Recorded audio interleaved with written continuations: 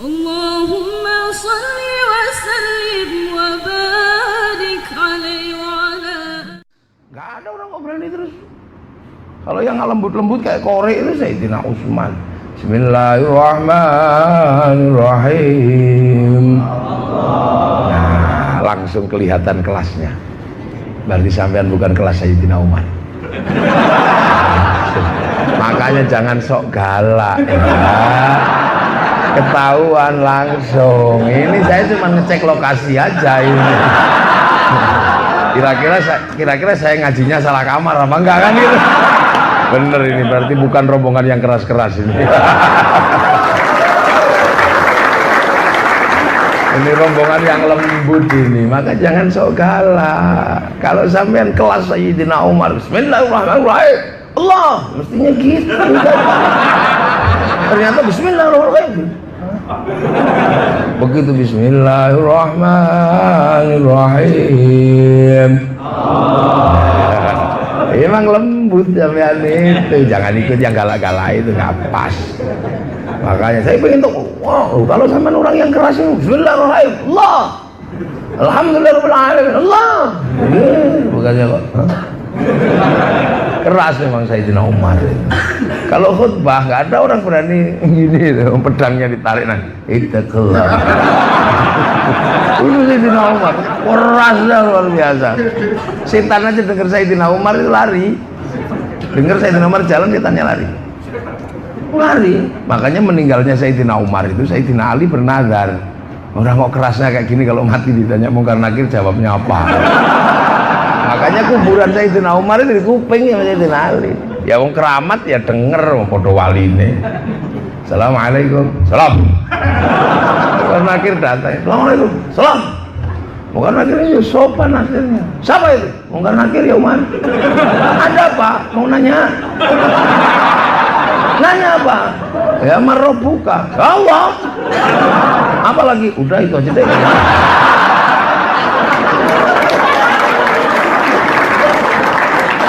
Itulah saking kerasnya itu Umar itu, orangnya keras terus. Gak ada yang ditakuti, yang ditakuti di dunia cuma 3, Allah, Rasulullah dan istrinya. Ya, seperti orang naik haji. Baja bisa dilebur, baja bisa dilebur, besi bisa dilebur, tapi susah melebur. Nah, tak terusin. Kalau udah istrinya udah mak gitu. Ya walaupun direktur juga begitu kayak. Nah, yang lucu itu begitu sahabat Umar nggak percaya, nggak mau udah nggak percaya sama Rasul karena Isra Mi'raj. Yang paling seneng Abu Jahal. Tasyakuran dia Abu Jahal. Tuh kan, gila kan Muhammad. Apa gue bilang juga. BKT juga apa, gila juga dia. Nah tapi Abu Jahal kan nakalnya banyak. Sudah olo-olo Rasul gila. Dia datang ke tempat Rasul. Man, apa man? Pamannya kan. Apa man? Ya aku dengar kamu dari langit. Iya. Hebat kamu. Berarti kamu ini orang yang hebat bisa naik ke langit. Iya, tapi kan sampean aja yang bilang begitu. Kalau sahabatku malah gak percaya. Dianggap aku gila. Lah orang sahabatmu orang bodoh semua. Sahabatmu itu gak ngerti peristiwa agung seperti ini, maka daripada temenmu gak percaya terus ceritamu nanti hilang, udah deh ceritakan ke rumahku aja nanti. Kolega-kolega saya panggil, intelektual semua itu, cendekiawan, pasti paham kok ceritamu yang aneh itu. Ngerti intelektual semua. Kapan man aku datang ke sana? Udah deh besok sore kamu ke rumah, biar saya yang nyiapin acara. Jadi sapi potong, unta dipotong nanti di sana. Kamu datanglah, kita makan-makan. Nah, Abu Jahal halumi ngumpul semua. Muhammad mau cerita, kumpul semua. Potongin kambing, siapin makanan. Rasul datang pidato menjelaskan Isra Mi'raj. Jadi sampean kalau pengen tahu ketua panitia peringatan Isra Mi'raj pertama,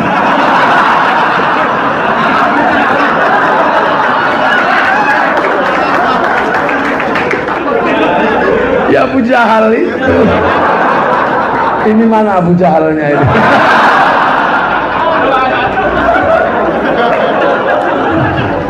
Nah itu, nah akhirnya Abu Jahal memang pinter ya, kita datang semua Rasul pidato, begitu selesai pidato, dites, tesnya juga aneh-aneh, memang untuk mengolok-olok. Emat, dari Masjidil Haram ke Masjidil Aqsa itu warungnya berapa? Yang mikir warung juga siapa? Sampai ke Masjidil Aqsa kamu, iya, jendelanya berapa? Tiangnya berapa? Ya sopo sing ngitung itu. Sini ketuanya menjelaskan kan? Ya, ini Kerawang ya. Pernah ke Pendopo Kabupaten? Ya, saya nggak tahu karena pernah ke sana ya. Saya tanya itu jendelanya berapa? Oh bohong. Itu sama dengan terjadi ya Rasulullah. Atapnya berapa? Nah, ya siapa yang hitung gentengnya? Tapi dalam situasi kejepit Allah, Jibril turun. Kenapa ya Allah? Nabi ku ditanya tentang beberapa hal terkait Masjidil Aqsa dan nggak jawab. Udah kamu turun, ngapain? Siaran langsung deh. Loh, itu dulu dalam kitab tafsir dijelaskan gambar hidup dibawa ke hadapan Rasul. Loh, gambar hidup itu kan siaran langsung kalau sekarang. Ini live streaming. Begitulah gambar ada. Jendelanya berapa? 40. Loh, kok tahu dia? Gentengnya berapa? 27.000. Nggak percaya hitungan sendiri. Wah, akhirnya dengan cara gitu percaya, sudah akhirnya balik lagi, balik semua terus, oh iya bener Nabi beneran. Nah itulah kisah sederhana tentang Isra Mi'raj dengan terkait dengan waktu Rasulullah turun ke dunia dijelaskan sama sahabat ya. Nah, tapi sebenarnya ada apa sih dengan Isra Mi'raj itu? Kita ngaji satu ayat aja biar nggak panjang-panjang. Monumen Isra Mi'raj cuma satu, subhanalladzi asra bi 'abdihi lailan minal masjidil haram ilal masjidil aqsa alladzi barakna haulahu linuriyahu min ayatina innahu huwas-sami'ul basir. Maha suci Allah yang telah memperjalankan hambanya pada waktu malam dan semalam dari Masjidil Haram ke Masjidil Aqsa yang diberkahi untuk ditunjukkan tanda-tanda kekuasaan Allah. Kenapa? Karena Allah Maha mendengar, Allah Maha melihat. Ini. Jadi minal Masjidil Haram ilal Masjidil Aqsa itu menghasilkan pertanyaan. Kenapa minal Masjidil Haram ilal Masjidil Aqsa? Kok tidak minal Masjidil Haram ilal Daihatsu sini gitu. Atau minal Masjidil Haram ilal Borobudur, atau minal Masjidil Haram ilal Mesir? Kok enggak kok ilal Masjidil Aqsa? Yang diberkahi keduanya ini. Nabi untuk ditunjukkan pada kekuasaannya. Kenapa mesti ditunjukkan wong yang lain enggak? Kan yang lain enggak. Nabi Adam enggak ditunjukkan wong ke satu kampung dulu sama Allah.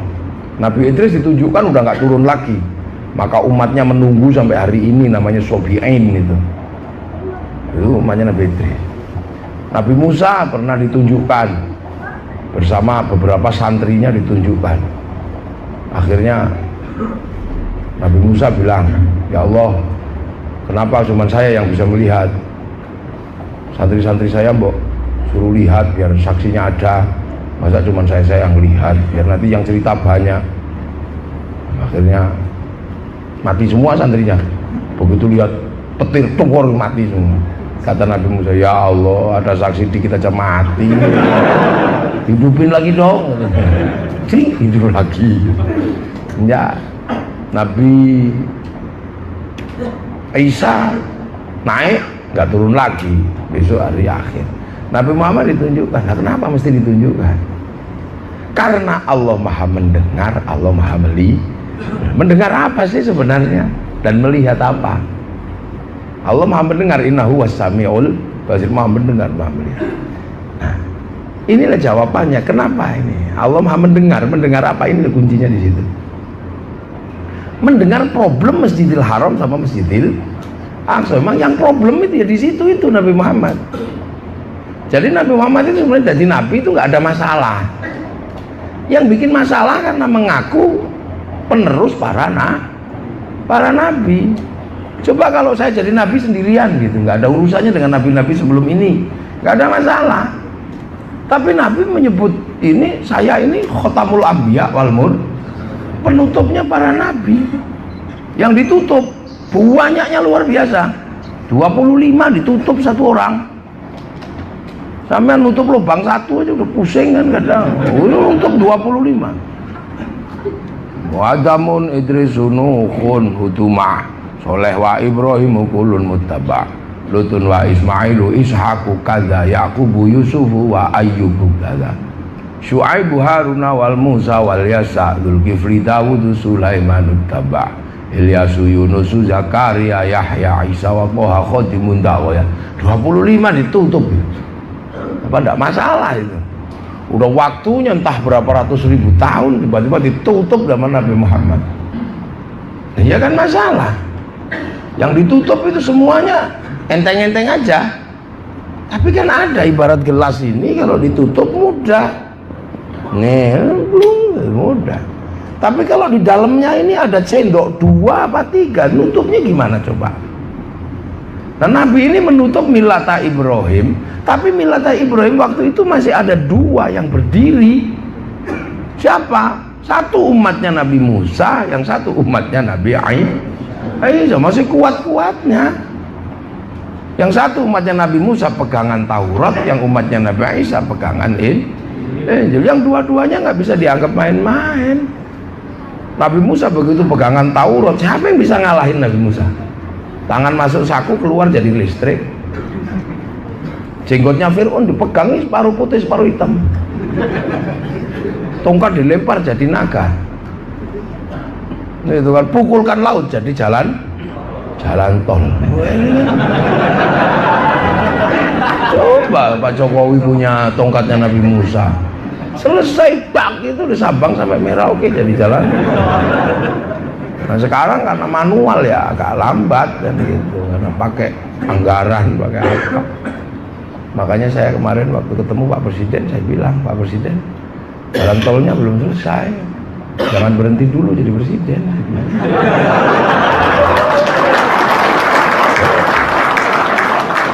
Ya nggak tahu, kalau ada yang pengen menghentikan ya nggak apa-apa. Ya nggak apa-apa, biasa aja. Cuman Daihatsu nomor berapa? Produk nomor 4, dan kalah sama produk mana? Yang lain oh nggak bisa tuh. Daihatsu tetap nomor 1. Nah, masa saya mengaji di Daihatsu saya menggurul-gurulkan yang lain? Mercy yang nomor 1, nggak enak dong ngomong di sini. Daihatsu pasti nomor 1. Lalu saya ngajinya di Daihatsu, coba masa kecap nomor 2 kan nggak bagus.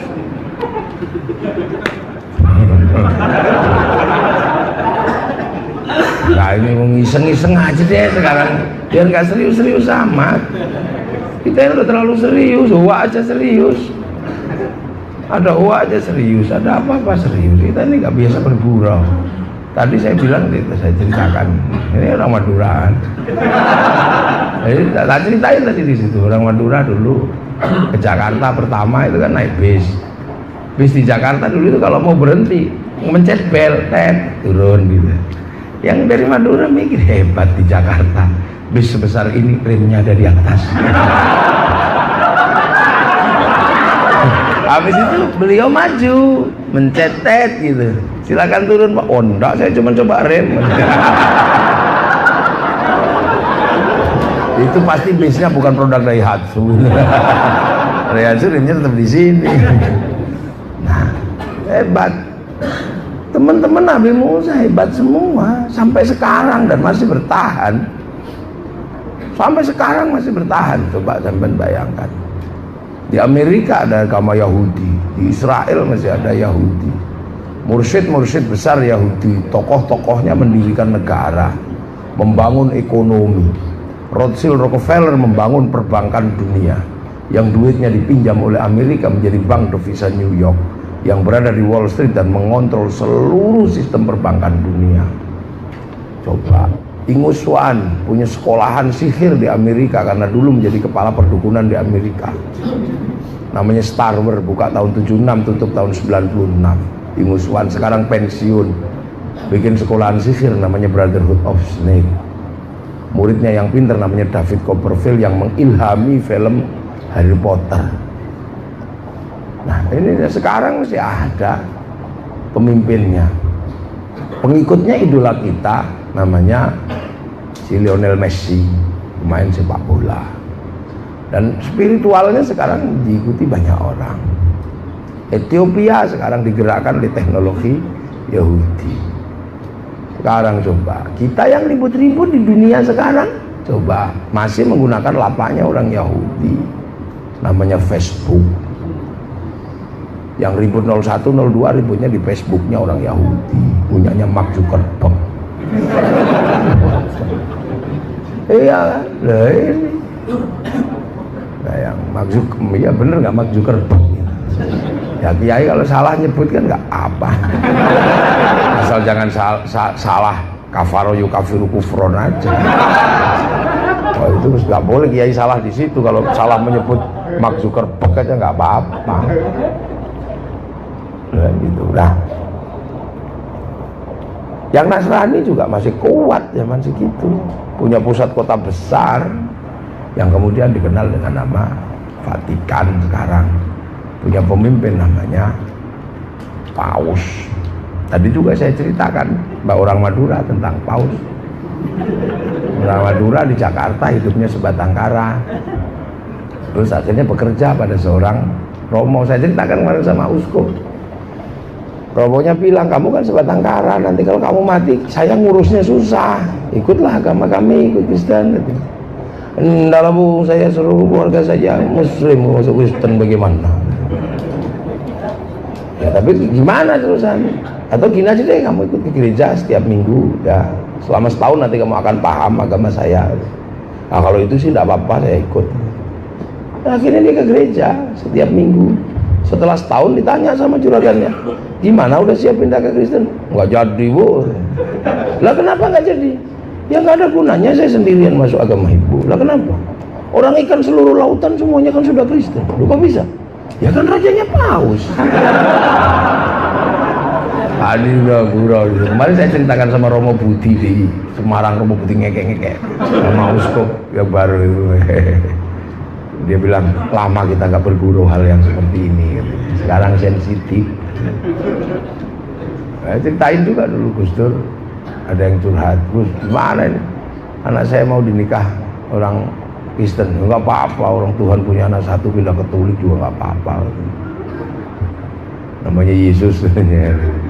Nah itu besok kalau di surga ada orang naik tril, ngeng godrong, udah biarin aja dia anak Tuhan. Ini cerita kayak begini dulu indah saya, sekarang sensitif. Lah kenapa lah? Ini Isra Mi'raj itu juga problem. Dua-duanya ngeyel, nggak mau.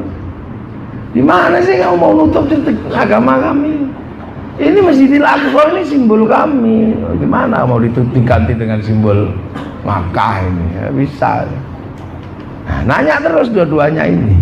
Kalau kamu menggunakan simbol Masjidil Haram, kamu dari jalur mana? Saya juga dari jalur Ibrahim. Ibrahim bagaimana? Ya saya dari jalur Ibrahim, dari istri Hajar, dari Nabi Ismail. Nah untuk nutup ini semua. Nah kamu juga ngerti cerita nenek moyang kita? Ya ngerti lah. Nah, Nabi ditanya, gimana ceritanya Nabi Adam? Turun cerita Nabi Adam, turun cerita Nabi-Nabi itu. Itu kan untuk menjawab gitu. Sampai Ashabul Kahfi seperti apa juga turun. Nah lama-lama pertanyaannya ini terkait dengan arkeologi. Kalau nenekmu Ibrahim, kakekmu Ibrahim itu yang bangun Ka'bah ini, saya pengen tanya, dulu peletakan batu pertamanya di mana? Waduh, pertanyaan susah. Nenekmu Ma'il sebelah mana? Nenekmu Hajar katanya di mana? Katanya cari air. Nah, kakekmu Ma'il waktu mau dipotong katanya setannya dilempar itu di sebelah mana? Ya Rasul ditanya begitu ya berkeluh. Waduh gimana pertanyaannya sudah terkait dengan situs ini. Karena Rasul menggunakan situsnya Nabi Ibrahim. Nah ditanya, nah, Nabi Muhammad itu ya sudahlah. Nah itulah kemudian keluh kesah itu dijawab. Nah salah satunya itu untuk naik ke langit, menyelesaikan, mengklirkan problem Masjidil Haram sama Masjidil Aqsa. Nah, di sana kan ketemu Nabi Ibrahim terus, nah tinggal nak dijawab kayak itu dulu di mana peletakan itu nanti kalau kamu turun kasih tanda itu makom Ibrahim. Nah itu mana? Nenek kakek Mail, Mail situ itu namanya Khijir Ismail. Nenek Hajar di mana? Nenek mau Hajar sebelah situ tuh, itu Sofa Marwah, nanti kamu tengok lah. Nah lempar setannya di mana? Situ Jamarut Ula, Wusto, Aqobah. Nanti kamu turun tunjukin sama mereka, kamu tahu. Nah kalau Ka'bah sendiri punya siapa sih kayak? Nah kalau itu sih punya kakek Muatam, orangnya situ itu, nanya aja kamu situ. Sana aja keh, gitu ya kan gitu.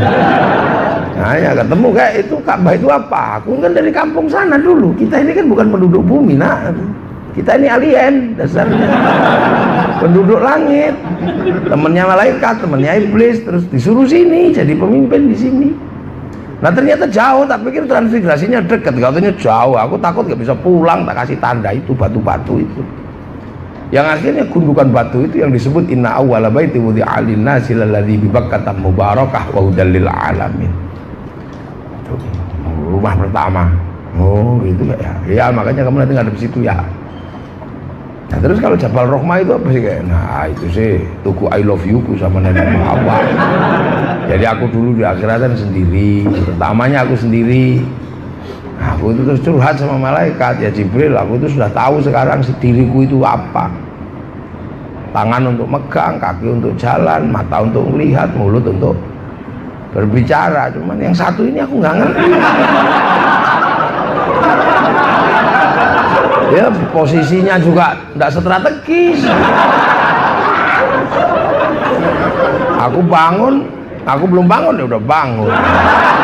Apa? Oh udah tak bilang sama Allah, karena kamu kan kayaknya kamu ini prototipenya. Jadi suruh disampaikan ke Allah, dibikinkan Siti Hawa. Nah, begitu Siti Hawa turun, oh ini tuh fungsinya. Ini, Ntar dulu, nikah dulu.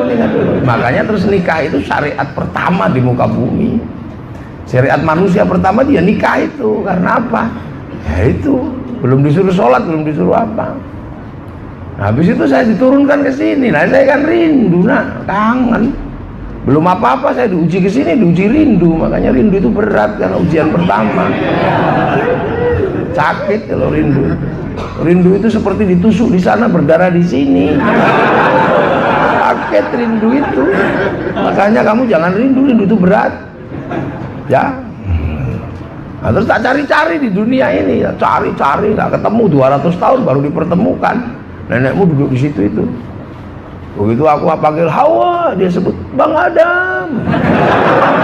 Nah lihat aku, dia lari turun gunung, tak tahan. Jangan, kamu jangan turun, Hawa, biar aku yang naik. Kenapa bang? Aku juga rindu. Enggak, kamu di situ aja. Aku yang naik, karena kalau kamu turun, aku khawatir dicontoh anak cucu kita, ada perempuan ngejar laki-laki. Enggak bagus, biar aku yang naik. Naiklah Nabi Adam, hamko hamisu. Itu diceritakan. Nah ketika terus kemudian aku ketemu, ya aku peluk nenek. Nah itulah kemudian dikasih tugu sama Allah, namanya Jabal Rohmah ini tugu cinta. Loh Allah itu suka bikin monumen-monumen dan ceritanya nggak dihilangkan. Nanti makanya kamu kalau kamu nanti turun tengok ke sini.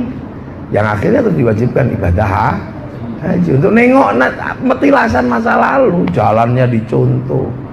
Nah itu loh, maka Islam itu luar biasa. Orang di depan ini ditunjukkan ke masa lalu, bahwa karena kehidupan kita punya masalah lalu. Lihat Jabal Rohmah itu agar kita ini ngerti semua manusia bersaudara, dan kaum muslimin harus punya ukhuwah basyariyah, persaudaraan sesama manusia. Karena dulu semuanya dari situ. Terus pindah-pindah, wa ja'alnakum syu'uban wa qabaila, jadi bangsa dan suku. Yang tetap di situ tetap ganteng kan orang Arab. Yang pindah Eropa jadi tinggi besar, rambutnya merah. Yang pindah Afrika hitam gosong kayak kopi. Yang pindah Cina dari tebem-tebem simpit-simpit gitu. Kita diajarkan begitu, tapi orang Eropa nggak terima diajari begitu, menganggap bahwa di luar ras Arya ini turunanmu monyet dari Pithecanthropus. Makanya Christopher Columbus waktu menemukan Tanjung Harapan merasa ketemu neraka. Orang Afrika kan hitam, oh ini neraka ini.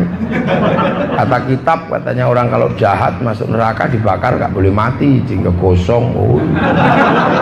Maka Christopher Columbus nembaki orang Afrika sampai terjadilah peristiwa Amistad, perbudakan yang bergerak dari Afrika ke Amerika ditembaki orang Eropa, ngapain? Ya membantu pekerjaan Tuhan yang belum selesai. Yang kesini ketemu Pithecanthropus. Jadi itulah Islam enggak, makanya kita diajarkan. Makanya orang kalau udah sampai di Jabal Rahmah harus tahu bahwa semua manusia bersaudara. Yang Jepang juga dari sana dulu, cuman kan menempati kepulauan di Jepang, di Cina itu kan berat. Musim dingin, salju turun, mataharinya keluar. Makanya silau, lama-lama silau ini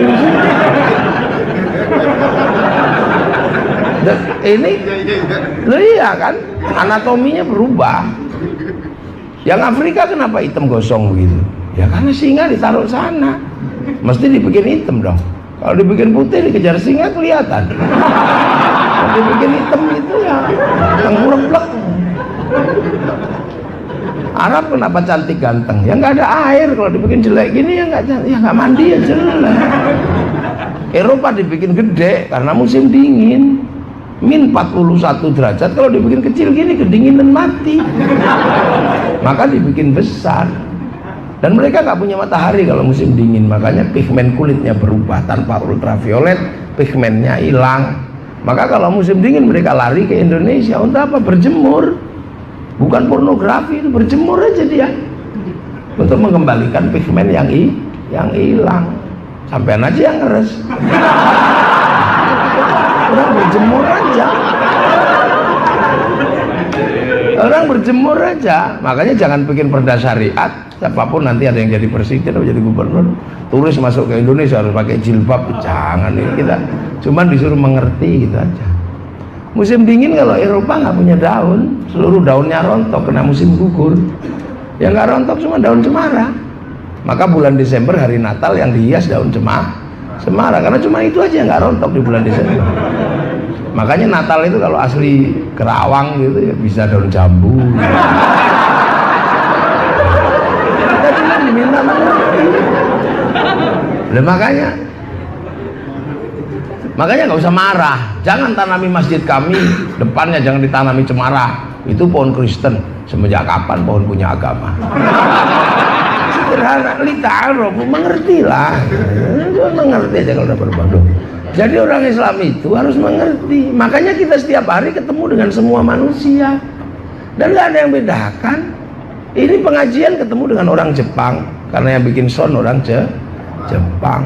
Sampai tiap hari bergula dengan orang Jepang di Daihatsu. Mana ada? Ini orang Australia yang nanem. Mana? Yang ini manggisnya sini. Tapi diantar sampai ke sini nggak pakai truk. Yang bikin truk jangan-jangan Daihatsu juga. Loh, ini nggak bisa ini loh. Orang biasa aja. Makanya diklirkan dulu Islam itu. Ini loh, ini gelas, ini Cina. Kita ngantuk-ngantuk dikit cari orang Cina yang bikin rokok, karena seluruh rokok produksi Cina. Lah gudang garam, Sampurna, Jarum Cina yang bikin itu. Peci Haji Putih ini buatan Cina juga. Ya, jadi kita ini sebenarnya sudah diajarkan rukunlah dengan semua orang, karena kita ini diajarkan nengok Jabal Rahmah. Loh, indah kok. Kita ini sudah indah. Setiap hari kita temu dengan siapapun, gak usah emosi. Hancurkan Cina, ngapain kamu hancurkan Cina? Pulangkan orang Cina semua ini. Loh, orang Cina kalau dipulangkan terus Cinanya bales, orang kita yang di Cina dipulangkan, pengangguran semua di sini. Daihatsu bisa penuh lagi kan? Kita ini pengekspor tenaga kerja terbanyak di dunia. Begitu tenaga kerja asing masuk, kita bingungnya luar biasa. Nah, sekarang Cina apa nggak pusing itu, manusia terbanyak. Dulu garap jalan itu bisa orang 1000. Sekarang garap jalan cuma orang 10 karena pakai truk. Sopir truk keluarnya sudah aspalan sak slendere sudah jadi. Pabrik sepatu 1000 orang. Sekarang yang dipekerjakan di pabrik sepatu cuma 5 orang, tinggal pesen tombol keluar jahit sendiri. Nah, yang masih manual kan bikin anak itu. Hobinya kan sudah begitu. Lah ini milenial ini. Milenial ini sudah nggak manual. Milenial ini apa saja dilibas sama manual, sama milenial ini. Milenial killing everything. Jadi dikira kita ini bodoh, pinter juga gitu. Dipikir kiai itu nggak ngerti bahasa Inggris, ngerti. Bukan sebatas I love you. Bahkan milenial skilling everything kita tahu. Iya kan? Ojek pangkalan, opang, habis sekarang sama ojek online. Pak Pos mati semua. Mana ada yang kirim surat sekarang? Itu kan zaman saya kirim surat. Kalau rindu, cari kertas warnanya pink. Jangan sampai berbau melati apa berbau Kamboja, marah dia. Cari yang baunya mawar. Pensilnya warna hijau, jangan warna merah. Karena kalau warna merah artinya sedang marah dan putus cinta. Itu tafsirnya dulu begitu. Kalau sekarang bikin tagar merah semua warnanya kan. Jadi kita tulis surat, panjang tulisnya, "Dek, aku rindu padamu. Malam ini aku nggak bisa melupakanmu, bahkan seluruh bayang yang ada, aku seperti melihat bayang wajahmu. Bahkan gedung tinggi pun membentuk siluet, serasa siluet tubuhmu. Aku benar-benar rindu, maka aku tulis saja rinduku padamu. Kita terpisah jarak dan waktu. Engkau di Daihatsu, aku di tempat yang lain lagi." Wah, tulis tuh. Tapi aku yakin malam hari ini, walaupun rinduku seberat ini, kau pun juga merindukanku. Karena aku bisa merasakan bahwa malam hari ini kita berada di bawah sinar rembulan yang sama. Kirim gitu. Sekarang mana ada ngirim surat, langsung rindu itu foto. Kirim, bawahnya tulis mah.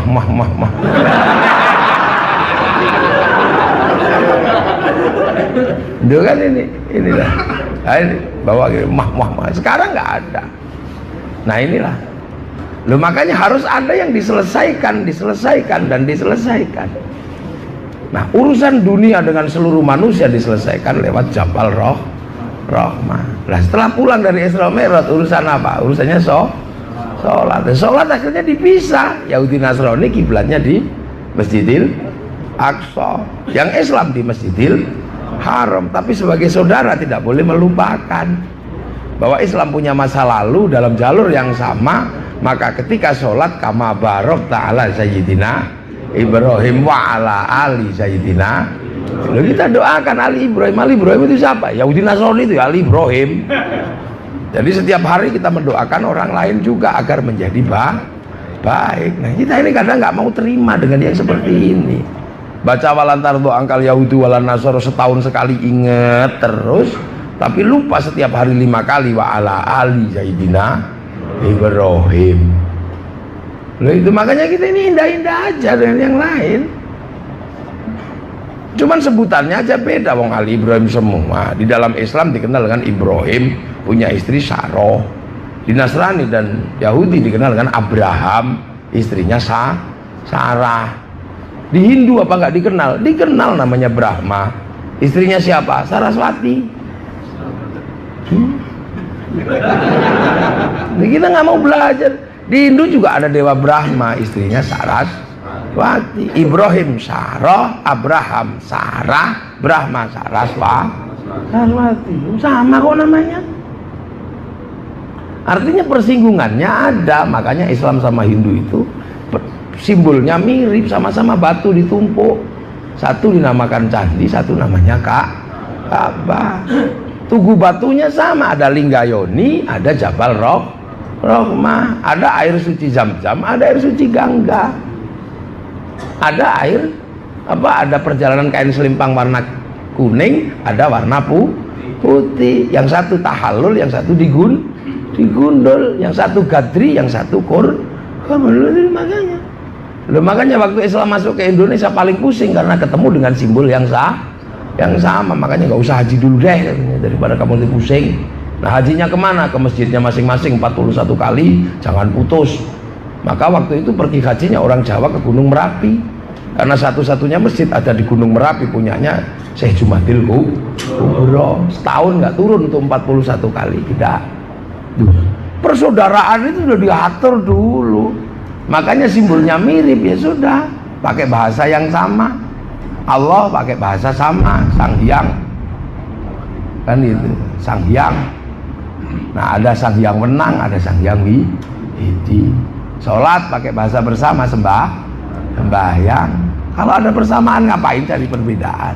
Sembahyang yang satu ke masjid, yang satu ke gereja, yang satu ke pura. Saikhun ustadzun pakai bahasa bersama kiai. Ada kiai nama Kebu Kiai Slamet, ada Tombak Kiai Pleret, ada Kiai Semar, ada Kiai Haji. Udah aja. Hebatnya nenek moyang kita, kalau ada persamaan ngapain jadi perbedaan? Kalian laki-laki dan perempuan itu berbeda semua, nggak ada yang sama laki-laki dan perempuan. Yang menyatukan cuma sekitar 10 cm persegi. Loh, perbedaan segitu banyak disatukan oleh ruang sempit seperti itu. Akhirnya semua bisa memahami. Loh, dunia itu begitu sebenarnya. Nggak belajar minta kari wa ungsa. Kita ini paling hobi cari perbedaan, karena setan itu memang hobinya di situ. Terus merasa benar sendiri. Laki perempuan yang berbeda jadi disatukan cuma segitu. Kalau itu bersatu, yang nggak enak jadi enak. Orang diludahi, nggak enak kan? Bisa lapor polisi. Tapi kalau itu disatukan, jangankan ludah, tempat ludah aja dicari.